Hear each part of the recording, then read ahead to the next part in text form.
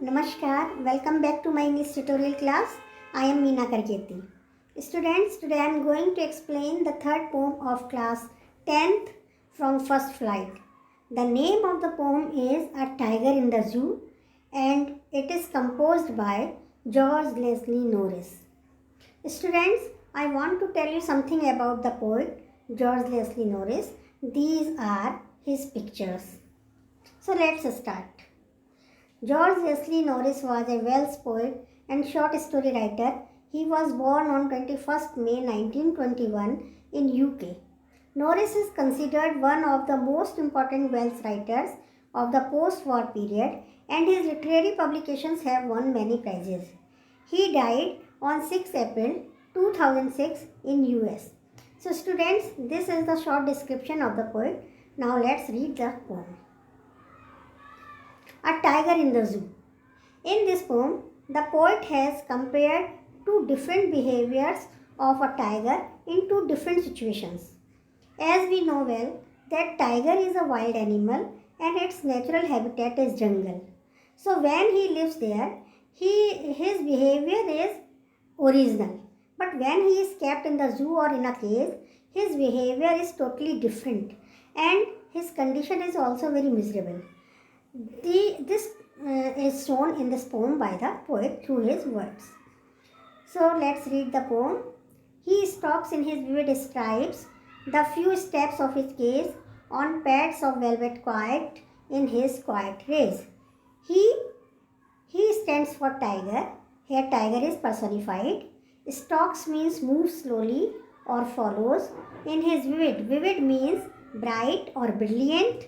Stripes means long narrow lines on the body of the tiger. The few steps of his cage on pads of velvet. Pads of velvet, there are pads or cushions under the claws of the tiger. And in his quiet race means anger. In this stanza, the poet says that the tiger moves here and there, ups and down in his cage, and there are bright colors lines on his body, and when he moves there is no sound of his footsteps because he moves on his pads, cushion type claws, and outwardly the tiger seems very quiet, very cool and calm, but from inside it is full of anger and frustration. There is restlessness in his movement. When he moves restlessly. That's why we say that he is full of anger from inside. But he is quiet from outside because he knows well that he is helpless and he can't do anything here. जो बाघ है, tiger means बाघ, वो अपने जू के चिड़ियाघर के पिंजरे में कैद है और वो वहाँ अपने उसी पिंजरे में, उसी केज में आगे पीछे ऊपर नीचे ऐसी टहल रहा है.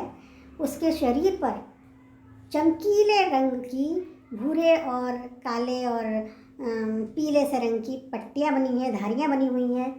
जब वो चलता है, जब वो गति करता है इधर उधर, तो उसके पदचापों की कोई आवाज़ नहीं होती क्योंकि उसके पंजों के नीचे, उसके पंजे जो हैं गद्दी नुमा होते हैं, पंजों के नीचे गद्दियाँ लगी होती हैं, इसलिए उसके पदचापों की कोई आवाज़ नहीं होती.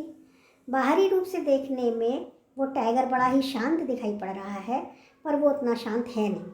अंदर से वो उसके अंदर बहुत क्रोध है, एक खिन्नता है, एक बेचैनी है और एक अकलाहट है. यह हमें कैसे पता लगता है? उसके चलने से. जब वो इधर उधर आगे पीछे गति कर रहा है, चल रहा है, तो उसके चलने में बड़ी ही बेचैनी सी दिखाई पड़ रही है, जिससे साफ जाहिर होता है कि जितना बाहर से ये शांत दिखाई पड़ रहा है उतना ही अंदर से बहुत ही अशांत है. He should be lurking in shadow, sliding through long grass near the water hole where plump deer pass. He means tiger. In this stanza, the poet feels pity and he imagines if the poor tiger were in its natural habitat, that is jungle, what would he do there? And he imagines, means the poet imagines that he should be lurking in shadow, Lurking means hiding and sliding through long grass. The poet imagines that the tiger should be hiding in the shadow of trees and sliding through the long grass for hunting or for chasing his prey. Near the water hole where plum deer pass, or he would be lying near the water hole such as river, ponds and streams, and expecting there that a herd of healthy, plump means healthy, robust, healthy deer would pass, and he will make one of them his feast, his meal. Okay. इस stanza में कवि को थोड़ा सहानुभूति है उस tiger से कि वो बेचारा जंगली जीव, जंगली जानवर कैद में है।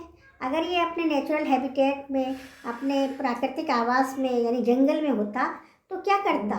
तो वो पेड़ों की झुरमुट में होता या लंबी लंबी घासों के बीच से सरक रहा होता अपने शिकार का पीछा करने के लिए या शिकार करने के लिए, या फिर वो किसी जलाशय यानी नदी, तालाब, पोखर इसके किनारे पे बैठा होता और उम्मीद कर रहा होता कि यहाँ से कोई हिरणों का झुंड गुजरेगा तो वो उन हट्टे कट्टे हिरन में से किसी एक को मार के अपना भोजन बना लेगा। इस तरीके का, क्योंकि यही उनकी ओरिजिनल एक्टिविटीज़ ही यही होती है वाइल्ड एनिमल्स की, और स्पेशली टाइगर की। वो खुद हंटिंग करते हैं और अपना भोजन बनाते हैं अन्य जंगली जानवरों को। He should be snarling around house at the jungle's edge, bearing his white fangs, his claws, terrorizing the village. In this stanza, the poet imagines that the tiger should be snarling around house at the jungle's edge. Means he wants to say that at the jungle's edge there are villages, and in case of if the tiger failed to find a prey in the jungle, he would come to the jungle's edge and in the villages and roaming and snarling around the house, bearing his white fangs, his claws, terrorizing the village. And he would be terrorizing the villagers by showing his white fangs. Fangs means sharp teeth, and by showing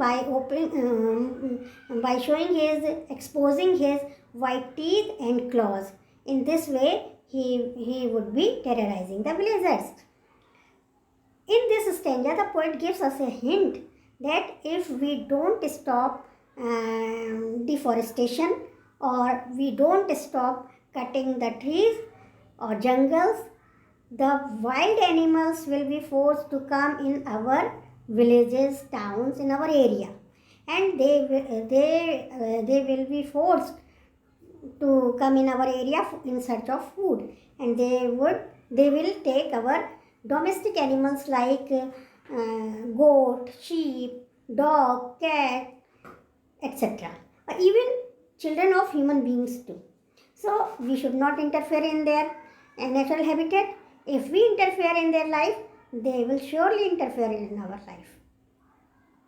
But he is locked in a इसमें कवि ये कहना चाह रहा है, ये कल्पना कर रहा है कि यदि टाइगर को, बाघ को अपने जंगल में अपना शिकार नहीं मिले, अपना भोजन नहीं मिले, तो वो अपने शिकार की तलाश में जंगल के किनारे बसे हुए गाँव में आ जाएगा और घरों के आसपास घूम रहा होता या गुर्रा रहा होता और गांव वालों को डरा रहा होता, अपने पैने नुकीले दांतों को खोलकर, अपने दांतों को दिखाकर और अपने पंजों को दिखाकर।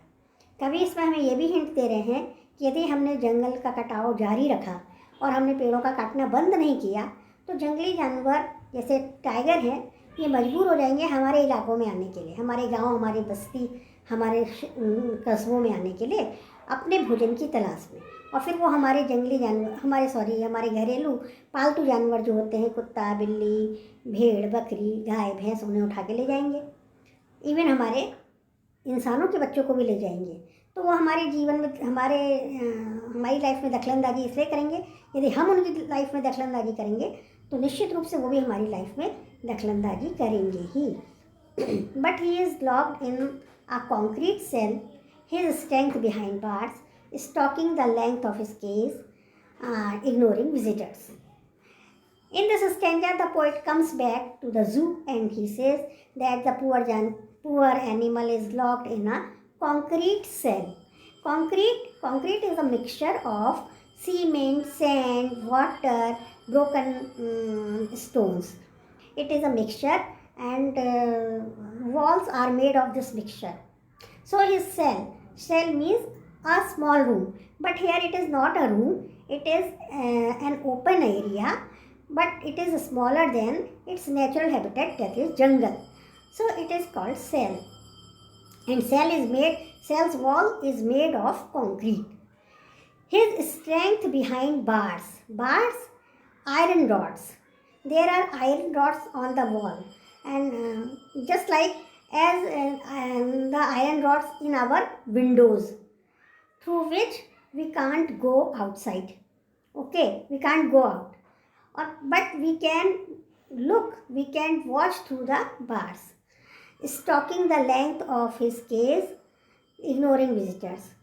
The tiger walking in his cage, and he is ignoring the visitors standing the outside of his cage because they are staring at him and commenting, but he does not like them, so that's why he is ignoring them. इसमें कवि फिर उसी जू में लौट आता है, उसकी कल्पनाएं जो अभी तक जंगलों में घूम रही थी कि अगर ये वहाँ होता तो क्या कर रहा होता टाइगर, वो लौट के फिर यहीं आ जाता और कहता अरे ये तो बेचारा इस कंक्रीट के बने हुए सेल में, इस एक अपने सेल में, अपने पिंजरे में कैद है, बंद है। उसकी जो ताकत है, उसकी जो बॉडी है, वो बार्स के पीछे, बार्स माने लोहे के सिकंजे, लोहे के सिकंजे लगे हुए हैं उसकी कंक्रीट सेल पे, या खिड़की नुमा टाइप का बना है जिससे वो बाहर देख सकता है और बाहर वाले उसे अंदर देख सकते हैं, लेकिन वो इन सिकंजों से बाहर निकल नहीं सकता। तो उसकी ताकत, उसकी बॉडी कहाँ बंद है, उन सिकंजों के पीछे। Stalking the length of his cage, वो अपने केज में, अपने पिंजड़े में ही वहीं टहल रहा है, घूम रहा है। इग्नोरिंग द विजिटर्स, और पर्यटकों का अनदेखा कर रहा है। अनदेखा इसलिए कर रहा है क्योंकि वो लोग बाहर खड़े हुए उसे देख रहे हैं, वो रेस्ट नहीं कर पा रहा उनकी वजह से, क्योंकि वो स्वच्छंद प्राणी, जंगल का स्वच्छंद प्राणी, स्वच्छंद विचरण करने वाला कहाँ इंसानों की से घिरा हुआ है, और वो उन्हें उसको लाइक नहीं कर रहा है, इसलिए वो उन्हें इग्नोर कर रहा है, अनदेखा कर रहा है। He hears the last voice at night, the patrolling cars, and stares with his brilliant eyes at the brilliant stars. In this stanza, the poet says that the tiger hears the last voice at night, the patrolling cars. Means the tiger is forced to hear the noise of patrolling cars, because the poet imagines that the tiger could not take rest at the daytime because of visitors. He was surrounded by the visitors, and at the night time he also remains disturbed by the patrolling cars. These cars are of the employees of zoo who are coming there to watch whether the cages are properly locked or not, or perhaps they are coming there to giving food or water to the animals. So the poor tiger is disturbed by the sound of the patrolling cars and stares with his brilliant eyes at the brilliant stars, and through the bars he is staring with his bright eyes, brilliant means bright eyes, at the brilliant stars. इस stanza में कवि कह रहे हैं कि रात के समय आखिरी आवाज़ें वो पेट्रोलिंग कार्स की सुनता है टाइगर, और वो सुनने के लिए मजबूर है क्योंकि दिन भर तो वो विजिटर्स से घिरा रहता है। दिन में भी वो चैन नहीं ले पाता, आराम नहीं कर पाता, क्योंकि विजिटर्स को घेरे हुए रहते हैं, कमेंट्स कर रहे हैं तो जिसको कि वो लाइक नहीं करता। रात के समय भी उसको चैन नहीं है क्योंकि कार्स आ रही हैं। पेट्रोलिंग मीन्स गश्त लगाना।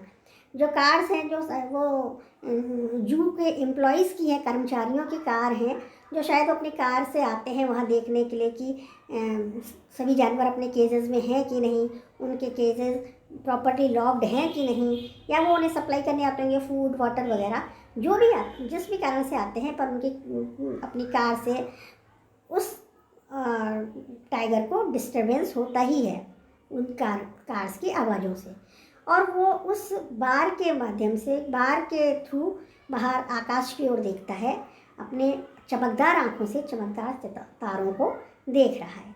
शायद वो सोच रहा होगा कि कभी इस खुले आकाश के नीचे मैं भी स्वतंत्र था, आज मैं कैद में हूँ। और मानो वो ईश्वर से ये पूछ रहा हो कि हे भगवान, मुझे कैद में क्यों रखा गया है और किस अपराध के लिए रखा गया है, और मुझे कब तक आज़ादी मिलेगी। शायद वो यही कुछ सोच रहा होगा। यदि वो इंसान होता तो शायद बता भी देता, लेकिन वो जानवर है तो हम ही कल्पना कर सकते हैं कि वो क्या सोच रहा होगा।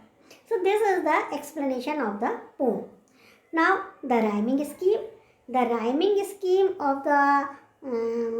of every stanza is A, B, C, B. There are 5 stanzas in this poem, and every stanza has 4 lines, and their rhyming scheme is A, B, C, B. Look at here in the first stanza. He stalks in his vivid stripes. Suppose stripes is its name is A. Now the second line's last word is case. Its name is B. Third line's last word is quiet. Its name is C. And fourth line's last word is raise. So it is similar to case. So its name is also B. So what is the rhyming scheme? A, B, C, B. Now second stanza में आप देखिए, first line का last word है shadow, जिसको हमने A नाम दे दिया। सेकेंड लाइन का लास्ट वर्ड है ग्रास, जो कि शेडो से अलग है, so its name is B. Third line last word is whole, it is totally different, so its name is C. And where plum deer pass, it is similar to grass, so its name is B. A, B, C, B. इसी तरीके से बाकी जो 3 stanzas हैं उनकी भी है, आप देखना और लेना करना बनाना। अब देखिए, मैंने कुछ वर्ड मीनिंग्स लिखे हैं जो कि मैंने आपको पहले भी बता दिए, एक बार सरसरी निगाहों से फिर देख लेते हैं। स्टॉक्स मीन्स मूव स्लोली और फॉलोअर्स, यानी धीरे धीरे चलना, पीछा करना। विविड मीन्स ब्राइट, यानी चमकीला। Stripe means long and narrow strip, sorry strips नहीं होना चाहिए, लाइन्स होना चाहिए। तो पतली और लंबी धारियाँ, लाइन्स मीन्स धारियाँ। Pads of velvet means back side of tigers claws there are pads और कुशंस। रेज मीन्स एंगर, नाराजगी। लर्किंग मीन्स हाइडिंग, यानी छुपना। प्लम्प मीन्स फैट, हेल्दी, मोटे ताजे। स्नॉलिंग मीन्स रोरिंग और ग्राउलिंग, गुर्राना। बेयरिंग मीन्स टू ओपन और uncover, खोलना। Fangs means sharp teeth of tiger, that's called canine also. तीखे नुकीले दांत, पैने नुकीले दांत टाइगर के, वो फैंग्स कहलाते हैं, उन्हें कैनाइन भी बोलते हैं। Concrete mixture of broken stone, cement, sand and water. Concrete होता है मसाला, जो कि मिक्सचर होता है, उसमें टूटे फूटे ईंटें, पत्थर, रोड़ियाँ जिन्हें बोलते हैं। सीमेंट, बालू, रेता और पानी। Okay, now poetic device. Poetic device means figures of speech. तो first is imagery. There is imagery in this poem. What is imagery? Imagery is a descriptive representation and it evokes the imagination or idea in our mind's eye. जब हम poem को पढ़ते हैं, जब हम इस poem को पढ़ते हैं, तो इसको पढ़ने के साथ हमारी आंखों के आगे एक चित्र बनता चला जाता है, एक कल्पना बनती चली जाती है। जैसे जैसे हम पोएम पढ़ रहे होते हैं, हमारी आंखों के आगे वो चित्र बनता है, उसी को हम इमेजरी कहते हैं। जैसे कि देखिए, फर्स्ट लाइन में पढ़ती हूँ। He stalks in his vivid stripe the few steps of his cage on pads of velvet quiet in his quiet rage. इसमें कि एक टाइगर का पिक्चराइजेशन किया गया है कि वो मूव कर रहा है स्लोली, और उसके बॉडी में कुछ लाइंस बनी हुई हैं ब्राइट कलर्स की। तो ये क्या है, हमारी आंखों के आगे उसका चित्र बनता चला जाता है, that is imagery. Number second is personification. In personification, inanimate things, abstract ideas and non-living things are spoken as if they have had life and sense. And sometimes animals are also spoken as if they were human beings, such as for tiger the poet has said he, otherwise it would be it, there would be it. Personification होता है जिसको हम मानवीकरण कहते हैं, कि उसमें निर्जीव चीज़ों को और लाइफलेस चीज़ों को या हमारी भावनाओं को इस तरीके से बोला जाता है मानो वो सजीव हो, उनमें जान हो, उनमें सेंस हो। कभी कभार हम जानवरों के बारे में भी ऐसे बोल देते हैं मानो वो इंसान हो। जैसे कि इसमें टाइगर के लिए ही कहा गया, अदरवाइज यहाँ पे इट होना चाहिए था। मेटाफर होता है जिसको कि हम कहते हैं इम्प्लाइड सिमली, अव्यक्त उपमा, जिसमें कि सिमली में, in simile we say like और as, such as life is like a dream, तो ये सिमली हो जाएगा। अगर हम कहेंगे लाइफ इज़ अ ड्रीम तो ये मेटाफर हो जाएगा। अगर हम कहेंगे पैड्स ऑफ वेलवेट तो ये मेटाफर है। यदि हम कहते हैं पैड्स लाइक वेलवेट तो ये सिमली होता है। Then oxymoron, in oxymoron two opposite words are put together in a sentence और in a line, such as quiet rage, quiet means शांत, रेज मीन्स गुस्सा, गुस्सा कैसा होता है, अशांत, जब इंसान अशांत गुस्से में होता है तो बड़ा अशांत होता है, तो शांत अशांत, क्वाइट एंड रेज एक साथ रखे हैं, it's means it is oxymoron. Then onomatopoeia, the sound suggest the meaning और sense. Snarling, what is snarling? Snarling is the sound of a tiger. Then alliteration, in alliteration the repetition of the same letter 2, 3 or more than 2, 3 times, okay, such as plump deer pass, there is repetition of p, plump, p, pass, p. Then assonance, in assonance the vowel sound is repeated in a line, such as in the first line, he stalks in his vivid stripes, in में आई, his में आई, vivid में 2 times I and stripes में आई, so prominent letter is I, that is vowel, so there is assonance. And consonance, in consonance the sound of consonant is prominent, a repetition of sound of consonants, okay. First line ही देखिए फिर से, he stalks in his vivid stripes, stripes में 2 time S, in his में S, vivid stripes में भी 2 बार S आया है, सो इसमें कॉन्सोनेंस है। Then I have not written but I am telling you, there is metonymy. In metonymy one thing is called by the something associated with it. जैसे metonymy में क्या होता है, कोई चीज़ हम बोल रहे होते हैं, उस चीज़ का नाम ना लेकर के उससे जुड़ी हुई दूसरी चीज़ का नाम लेते हैं। जैसे आप देखिए इस वाले स्टेंजा में, हाँ fourth stanza, no sorry 1, 2, 3, third stanza में, यस फोर्थ स्टेंजा की सेकेंड लाइन देखिए, his strength behind bars, his strength behind bars, not strength. The poet wanted to say his body behind the bars. So strength is associated with body, तो उसने क्या लिखा, strength, figurative language है इसलिए। Then enjambment, what is enjambment? In enjambment one sentence goes on 2 or 3 lines without any punctuation, without full stop, without comma, without semicolon। तो देखिए आप second stanza की सेकेंड लाइन से देखिए, sliding through long grass near the water hole where plump deer pass, then full stop. तो ये 3 lines में एक सेंटेंस गया है जिसमें कोई बीच में पंक्चुएशन नहीं है, so it is enjambment. So students, this is the poem, its explanation. I have told you in this poem about the poet, explanation in English and Hindi, word meanings and poetic device. If you like, please press the like icon and subscribe my channel. If you have not subscribed, so please subscribe and share it with your friends so that I may make other videos. And till then, stay home, stay safe. Bye.